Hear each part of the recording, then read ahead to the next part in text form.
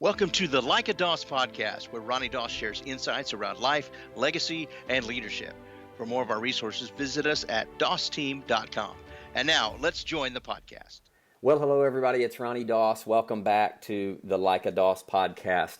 So excited to be putting another one of these out. We've been putting so many of them out here in the last couple of months. And Joel, stop laughing. Stop laughing. It's your fault. Look, it's your fault, Joel. You're the one doing all the World Cup playoffs. Well, Stanley Cup. My world's been busy, but I'm telling you, you're the guy who's doing the manual labor, the hard work out there. So, man, you've been traveling. Where you been? I've been a lot of places. I don't know if I've been as many places as you, but wait a minute. Are the Predators going to win tomorrow night? Oh my gosh, I so hope so. Now, when people hear this podcast, this will probably already have happened, but probably I'm hoping that the Predators will have hoisted the Stanley Cup by that point. Awesome. Very good. Because you do all the camera and production stuff. That's pretty cool. And you did the CMT Awards, is that correct? Yeah. I did all the bumps to break on that, which was a lot of fun. And it's just a great group of people. I love what I do. But I tell you what, I love doing these. I really do. I know we don't do them very often, but I certainly do love it. And I'm looking forward to more and more of this opportunity. So tell me this, where have you been? What have you been up to? Well, we just, on the road last week, leaving beginning of this week, we're heading to Seattle. I'll speak there, leave from there. I'll go to Sacramento, California, and then fly back to Seattle to speak 2 more times, and then leave from Seattle, come home for 24 hours, and then go to Phoenix, Arizona. So that's in the next couple of weeks, and a lot of stuff after that. So you've been speaking to some, like, these haven't been little mom and pop shops. You've been doing some amazing billion-dollar companies that you've been speaking to, right? Yep. So this week we'll be doing our 3rd billion-dollar company for the year. A couple of them have been Fortune 100 companies, so that's pretty awesome. And so we're just kind of grateful to be moving into these type of environments where people they seem very receptive to what it is that I'm sharing, and they're inviting us in, and the feedback is going great. And so we're grateful, man. We're grateful. I'm telling you that no matter what the size of the wallet or the companies you're speaking to, you're able to deliver on a level that each person gets, and can take that bit of truth and run with it. And I'm excited. I'm ready to jump in. Are you ready? Let's do it, man. You got something up your sleeve today? Is that what it is? I certainly do. This is one I've been sitting on a little while. Okay. I think a lot of times we as walking our lives, we tend to swing from vine to vine, just getting from one week to the next week, paycheck to paycheck, how we're surviving, and we set goals for ourselves. But let's talk about the anticipation of things, that feeling of excitement about something that's about to happen. What do we do when we have something that we're anticipating and we feel like it's not getting any closer, or it's delayed for some reason? How can we work those feelings to our benefit and bring those items to our lives? So I heard this great quote recently. I love it. It doesn't have to work for it to work. And so when I heard that, I went, wait a minute, what does that mean? And then I realized that a lot of times our life doesn't work the way that we hope that it will. And so you can anticipate something and then it doesn't happen. You can hope that something awesome is going to transpire, and then for some reason it's delayed. But even though it doesn't work the way that we hope it will work, it can still work on us. And so it doesn't have to work for it to work means I could be looking to buy an office building for my company and go through the processes, right? I have to do the P&L, and I have to look at the architecture of the building, how we're going to change it, the build out, how much it's going to cost, what's the the benefit to acquiring this property, this asset. And in doing that, if the deal falls through, I was hopeful for it in the beginning, but it falls through, it doesn't mean just because it didn't work that it doesn't work on me. And working on you, working on me, this is, I believe, the whole purpose of life, is that we grow. And so anticipation sometimes is built around an event. It's oftentimes around something that we would say has to happen. But Joel, for me, living with anticipation is just more of an openness to receiving whatever it is that I get to see and feel from this idea that my life is mine to create. And so anticipation is like a fuel for us. It is for me. I anticipate that great things are going to happen in the future, but you can't always rush that process and cause the thing that you say that you want to hurry up and happen. What happens if you have to wait 3 years, 6 years? I say this sometimes to people, Joel. What happens if it never changes? What are you creating in all of this anyway? Like if your income level never changed, would you still be okay? I mean, if your relationship doesn't get better and your spouse or your kids don't act the way that you've decided they have to act, are you still going to create joy in that and keep peace of mind? Because this is what I say is the beauty of creating. To think is to create, is what my mentor used to say to me.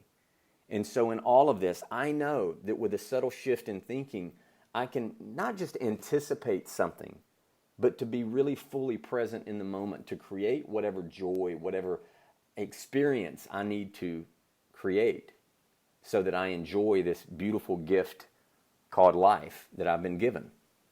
If you're always chasing the proverbial carrot, if it's always dangling in front of you that you have to chase after it, you may go through a year, 2 years, 5 years of your life and never find joy because you've attached joy to this end result. Right. And so anticipation is something that I believe, you and I'll be done with this in a sense, and then you can tell me your thoughts on it. But, this anticipation is something that it really does give us fuel. But your perspective is really what drives the anticipation. You don't have to have something that is amazing going on in your life as far as, the big prize, the big payoff, the lottery, whatever, to wake up with anticipation. I think that when you lock things out because you've already decided how they're supposed to be, you lock out all these other opportunities that I believe you could really, benefit from because now you don't see them. You're blind to all the beauty in the day. And you say, well, I don't have anticipation because I'm not really focused on anything long term. Well, you need to have that, but in the process, you've got to create joy in the moment. So that's good. And then the flip side of that anticipation. I have a friend who lost her 30-year-old son to suicide, and we were speaking recently, and she said the anniversary of his death is coming up, and I know that's going to be the most awful day for me. She's anticipating on a different side of the coin there. How do you deal with that kind of nervous anticipation of a wound or of an event that's reminding you of an awful moment of your life? How do you work through that? Well, how horrible is it to deal with something like that? You being a father of three young boys that are in their 20s. I mean, you can relate to that in a sense of what that might be. What a horrible tragedy to deal with. However, and many of my closest friends have lost, children. They have, and so for me to give this answer like, oh, you need to not think that like I have some amazing answer for someone like that. I don't. It's hard to judge a situation until you walked through it. However, in that though, Joel, if you are anticipating something, and it's going to be awful, if you've decided that, then because of your power and because of what God has created us to be able to do, which is to create, if I'm dreading something, then I'm looking for this to be bad. I am. And a great friend of mine I was just with as a pastor, and he was talking about doing a memorial service for a young man who had died very suddenly. And he came from this approach of, so what? And I've shared this before, but he elaborated on it even very richly. But he said, so what? So what? He's passed on now. Not so what that it doesn't matter. Not so what that it's not painful. Not so what that this is not a horrible tragedy.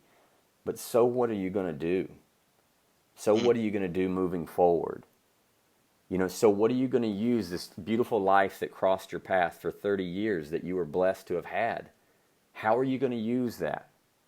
How do you use that pain, that feeling, to then turn it into something that helps someone else to maybe navigate the challenge that they're going through? why would we go to our grave dying with the wisdom that we've gained from our experiences and not share it with people that could benefit from it? Because what I have heard from the people that have dealt with tragedies, and I say similar to these, everyone is obviously unique, but with this, it's they said, I began to heal when I started to look for the blessing in what went on. And to me, I have a great friend, Dan, who said a friend of his, when Dan lost his son, a friend of his that he trusted and loved said, what's the blessing that you gained in losing your son? And he was like, initially I wanted to jump across the table and hit this guy, right? And he said, but his friend, who he trusted very, very deeply, said, when you start to look for that, then you'll be ready to begin healing. And that's so counter to, I think, how we think, because when we get hurt by something, and again, Joel, I'm not the therapist for this, but again, if I'm looking for things in my future to be bad, I'm so powerful that I collect all the evidence to prove how bad this is going to be. And, ultimately I get to be right about it, and I'm certain that this is the way that it is. When I think sometimes the best thing that we can do in any situation, obviously this is a tragedy, but in any situation, say, okay, well, if I'm feeling this way, it's the old saying, motion is the precursor to emotion. And so if I want to feel differently, then I have to, in a sense, act differently. When I'm sad and I feel down, the natural tendency, Joel, is to sit back and to pull myself back into a shell and to hide out, which I know we've all done at times in our life. But I think that's kind of the protection mechanism that kicks in that can keep us from really living a rich life, even when we walk through terrible tragedy. And it's in the willingness to take some motion and do something to try and help others that hopefully it lessens some of that pain. But if I sit back knowing it's going to be bad and dwell on what I believe, it's the old saying, the only thing we have to fear is fear itself. It's that what we focus on continues to grow and get bigger and bigger. And the next thing you know, we've created this reality that is awful. And anyway, I could go on, but I don't, and I want to be very, very cautious and careful of speaking to that because, hey, I have two daughters, 8 and 3. I've never walked through that.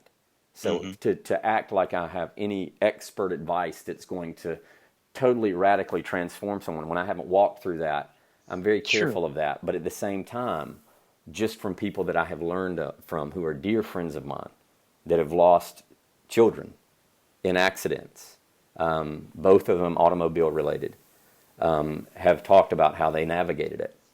And I don't know that it ever goes away from what I've heard from them, but the perspective and thinking is where some of the healing's at. Yeah, well, and you can apply that to several, I guess, in quotation marks, tragedies.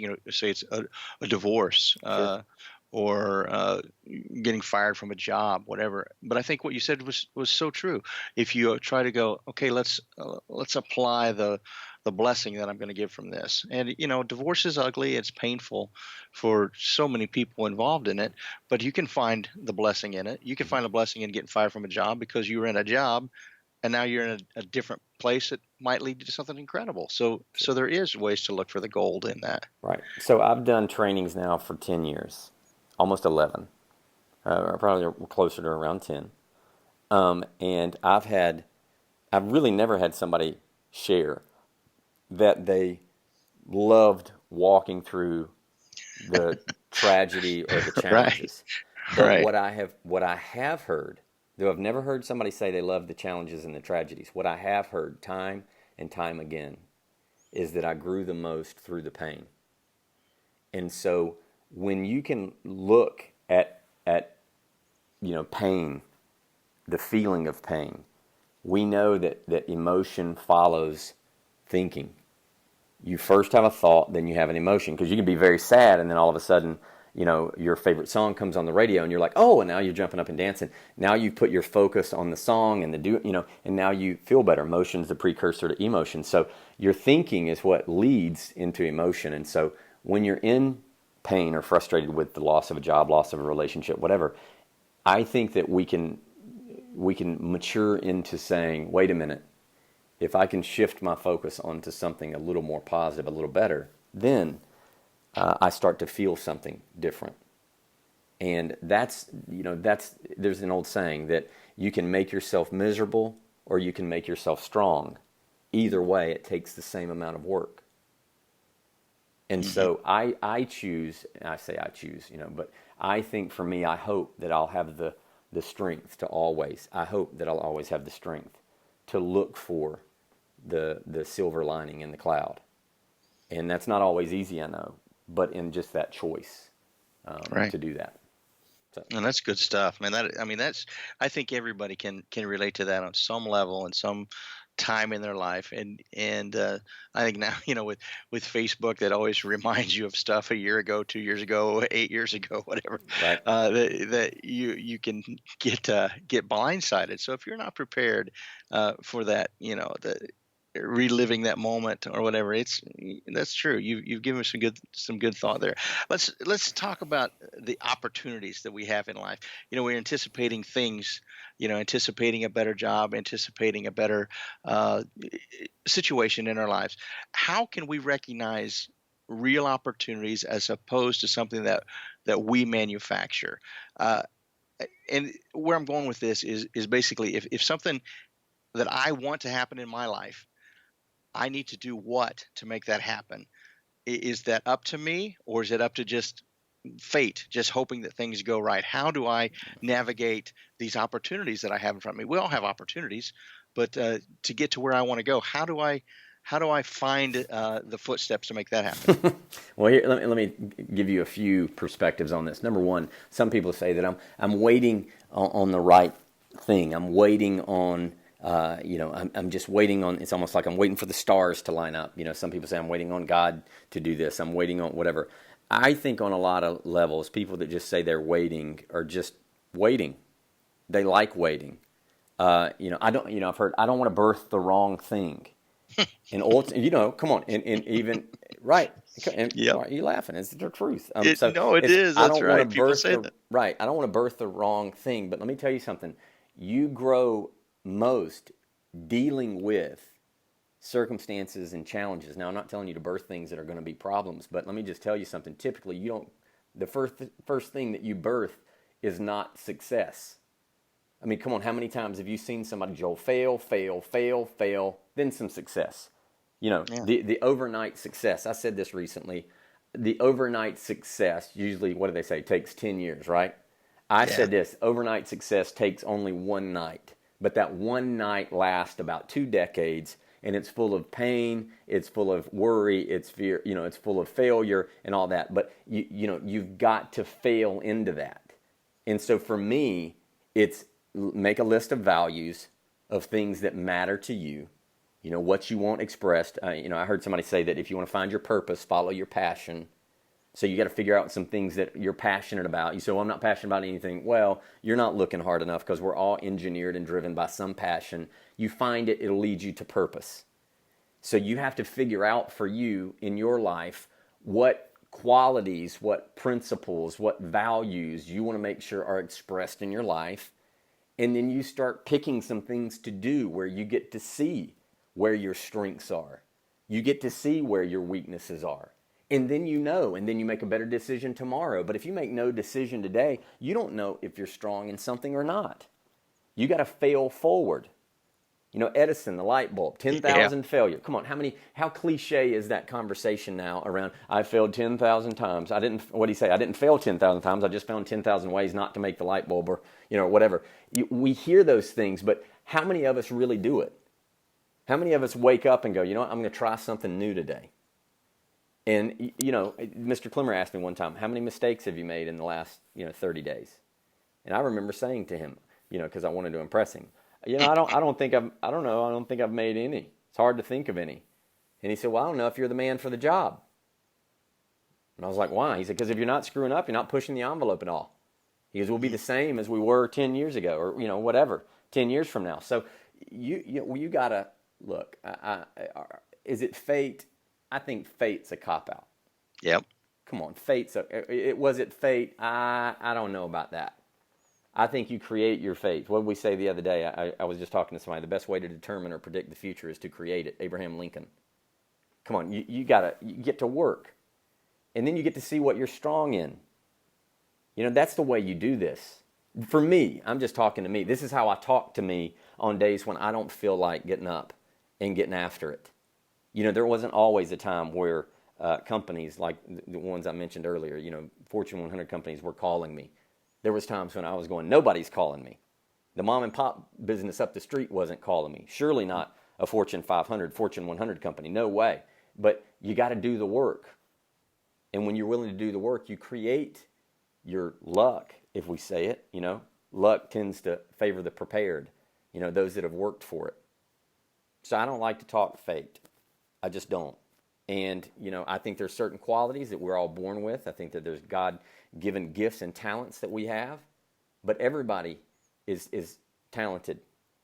Everybody's got some talent. Here's the other part of this, Joel. Check this out. Maybe the way that we become unique is to recognize that we're not so unique. And what that means is that if you want to be special, realize first that you're not.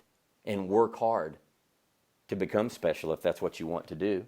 Now, I'm sure there's people out there, oh, Ronnie, we're all born special in God's eyes. That's right, but Jim Rohn said it. We're all equal in God's eyes, but we're not created equally in the marketplace. And in the world that we live in, the marketplace matters. So when people go, oh, God's about to unleash something good on you, talking to 10,000 people, when everybody's in a different season of their life, you got to be careful saying that stuff. What we need to be telling people is, hey, if you want it, get up and work for it. Get it. Pray for it and work for it. And that to me is, this is just what, and when companies want me to talk to them, this is what I'm saying. You want to be the top company? Work on the things that you've got to do well to the best of your abilities. Steve Jobs said, hey, look, don't look at the competition and say, I want to do it better. Look at the competition and say, hey, I want to do it different. Just approach it from a different perspective and work as hard as you can. So, I don't know. What am I doing? Am I on a rant a little bit? What am I doing? Shoot, man, that's good stuff. I'm typing and writing fast. So you're taking notes as I'm sharing this with you? Man. Of course, man. I have minimal notes, and then you fill in the huge blank spots in my life, Ronnie. Oh, yes, good. That's fantastic. You mentioned the fear there. Fear can sometimes paralyze you, but it can also motivate you, right? Sure. Oh my gosh, you get to decide. We always say fear and adrenaline are basically the same thing. It's just a shift in perspective. And so you can either be absolutely excited or absolutely terrified to ride a roller coaster. Life is a roller coaster. Ups, downs, rounds, spins. Come on, right? And so it's just a shift in perspective. And so this, to me, fear can drive you. But the question is, like, really, what are you afraid of? You afraid of what? Not impressing everybody? That they don't like you? You afraid of not looking successful? Are you afraid of not having the nicest house, nicest car, nicest clothes, nicest stuff? Come on, as long as your perspectives are about those kind of things and it's all about some external deal, then you're never really going to be completely centered and focused. You got to bring everything back to within and handle what's inside of you. And I've said it so many times, I'll say it again, but I think I've probably said it before. If you conquer the enemy within, the one on the outside can do you no harm. That's that old proverb that we've heard, some African proverb or some Indian proverb, but it's true. So fear is like, really, what are you afraid of? Really? Because most of the things that you're afraid of will never happen in your life. We know that. They don't. We just sit around and worry. You just sit there putting all this energy into it, worrying. Well, I'm just so overwhelmed. I've got so much going on. Well, here's the problem. Overwhelm is when you're trying not to think about the future, because thinking about the future is fine, but overwhelm comes when you try to control the future, and you can't. All you can control is what you can do right now. And so if I'm feeling fearful, it means that I'm focused on something that's driving or causing me to feel fearful. So this is why you can't have faith and you can't have fear in your mind at the same time. You got to decide which one of them you're going to allow to have rent space in your mind. Say that one again. Say that one again. You can't have both in your mind at the same time. No, you can't. You can't have faith and fear in your mind at the same time. You're either focused on one or the other. Wow. And so you can't give, both of them don't have space. You get to decide. You kick out the faith tenant. You're the landlord of your mind. You kick out the faith tenant because, now you got a little bit of feeling of fear and you're like, oh yeah, come on in. You let the fear in. And then the fear takes over. He trashes your house you know, and then you bring the faith in, and you got to kind of clean off some of those thoughts and let the faith come in again. You know, and I said this I said this morning in the session you were in.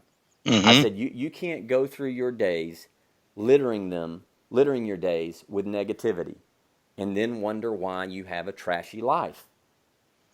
And I'm not saying trashy from a judgment standpoint. I'm not the one to, who am I to judge somebody's life? I'm not. I'm just saying, don't be surprised that if you throw fear out everywhere and you've cowered yourself down, I don't know if I can do this or not, that on some level you look up one day and go, oh, this is not what, how about this? This is not what I thought my fate was.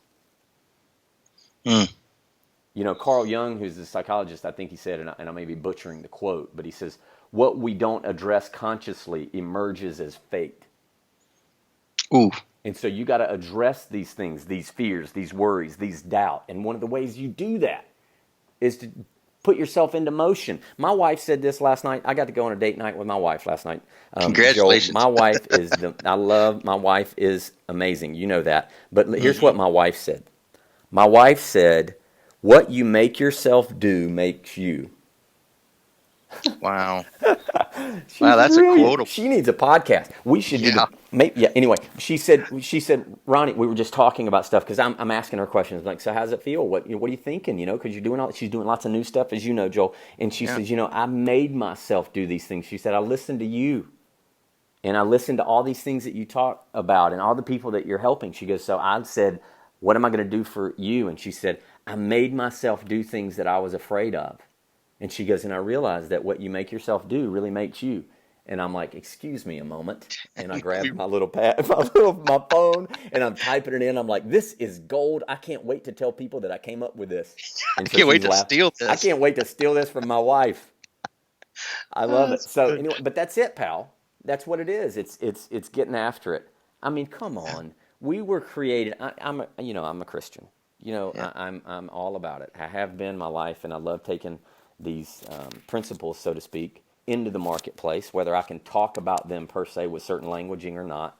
You know, this is what I'm about. But the Bible says we were created in God's image, which means to me that I was created to do what he was doing when he created me, which I was created to create. And so my question is always, what are you going to create today? More fear? More worry? More doubt? More anxiety? More unworthiness? Or are you going to go, wait a minute, today's a new day. It's the old saying. I saw this one recently. I say it's an old saying. It's old now. It's a few seconds old, a few days older. But I saw one day or day one. And you can go, one day I'm going to get around to it. One day I'm going to get my head right. One day I'm going to focus, read the book, take the chance. One day. Or you can go, hey, today is day one. Game on. Let's do it. Let's see what I can create. And then you say, well, Ronnie, you make it sound so easy. You know what? It's not easy, but it is simple. Sometimes leadership, I said this recently, sometimes leadership is just the willingness sometimes to put one foot in front of the other towards your desired goal. Sometimes you just want to stand still, like talking about at the beginning of the call. You know, there's this tragedy, there's this worry, and it's like, well, this is going to be the anniversary. Sometimes it wants to paralyze you. But sometimes the only way we get through it, what do you say? If you're walking through hell, just keep walking. Right? And that's what, anyway, to me, this is leadership. It's leading yourself well, right? So that's fantastic. That's fantastic. We've come about to the end of this. Do you have a little nugget you want to leave somebody with here? I don't. No, you know what? I would just say you deserve it if you'll work for it. You know, you can't just say, hey, because you were born into our world, you deserve all these great things. Well, maybe, but you know, I believe that sometimes it's the tough things in life that really shape us. And so really the tough times oftentimes are blessings, because once you've gotten on the other side of them, you look back, right? And it's almost like the anticipation thing. I was hoping this was going to happen, but it didn't. But as I went through it, I grew the most. And so just because, right, it didn't work or didn't work the way you wanted doesn't mean it didn't work. And so let these things work on you. Let your goals get to work on you. You know, take some feedback. When I was done doing the session this morning, I sat down with 3 people outside the room and said, give me feedback. Feedback, just anything I could do better. And, you know, those kind of things, that's how we grow.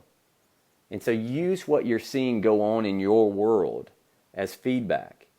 If your relationships, there's lots of drama, take that as some feedback and go, wait a minute, what am I not doing that might be contributing to this? Or what am I doing that's contributing to this? And how can I shift my perspective and what it is that I want and what I'm willing to work for to get something different? And so to me, Joel, this whole deal is every one of these podcasts is an opportunity to look inside and go, all right, where am I going and where am I growing? Yeah. And that's what all this is. So I'm telling you, folks, if this kind of stuff is helping you change your life, make your life better, get to dosteam.com, find some more resources on there. You can get onto the Life Legacy membership. You get Lion 1, 2, 3, fantastic stuff that you can carry with you. And we're going to try to do podcasts more and even more efficiently. And but there's lots of opportunities. So head to dosteam.com and get some more of this stuff. Thanks so much, Ronnie. Hey, man. Thanks for that plug. Awesome. I didn't think about that. But thank you guys for being on. So appreciate you. If you need me, if you want to email our office, you can. It's info, I-N-F-O, at dosteam, DOSSTEAM.com. Info at dosteam.com. We look forward to talking to you again, guys. Thanks so much. Bye-bye.